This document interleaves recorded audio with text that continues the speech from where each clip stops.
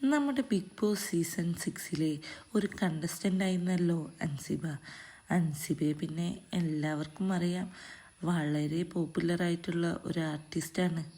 ദൃശ്യം മൂവിയിലെ നല്ലൊരു ആക്ട്രസ്സാണ്. അതിലുപരിയായി ബിഗ് ബോസിലൂടെ നമുക്ക് അൻസിബയുടെ റിയൽ ലൈഫ് അറിയാം. ഒരു ബിഗ് ബോസ് കണ്ടസ്റ്റൻ്റ് എന്ന രീതിയിൽ അൻസിബയെ നമുക്ക് എല്ലാവർക്കും അറിയാം. പിന്നെ ലാലേട്ടൻ്റെ കാര്യം പറയണ്ടല്ലോ. അമ്മ യോഗത്തിൻ്റെ അകത്ത് നടന്നതും ഒരു ബിഗ് ബോസ് തന്നെയാണ്.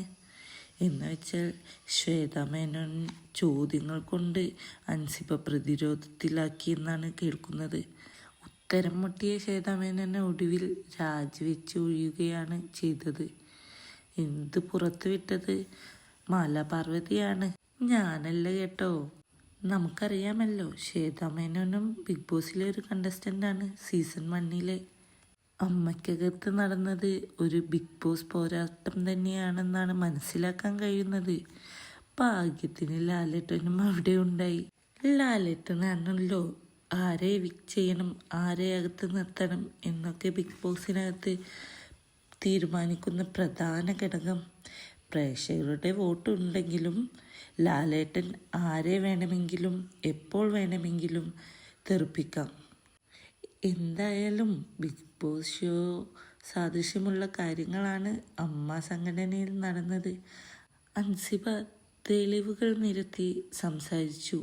അത് അൻസിബയെ സംബന്ധിച്ചിടത്തോളം വളരെ ക്ലാരിറ്റിയുള്ള ഒരാളാണ്.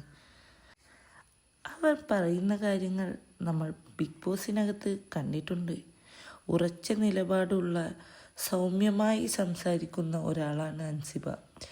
ഭാഗ്യവശാൽ ബിഗ് ബോസ് സീസണിലെ കണ്ടസ്റ്റൻ്റായിട്ടുള്ള ലക്ഷ്മിപ്രിയയും ഉണ്ടായിരുന്നു. മൊത്തത്തിൽ നോക്കുമ്പോൾ സീസൺ 1, 4, 6 പിന്നെ 5 ആരൊക്കെ ഉണ്ടെന്ന് തോന്നുന്നു. 7 കണ്ടസ്റ്റൻ്റ് ഒക്കെ ആയിട്ട് അടിപൊളിയായി ബിഗ് ബോസ് അൾട്ടിമേറ്റ് തന്നെയായിരുന്നു നടന്നത് അമ്മക്കകത്ത്. ഒടുവിൽ ലക്ഷ്മിപ്രിയയും ശ്വേത മേനോനും എവിക്റ്റ് ആവുകയും ചെയ്തു.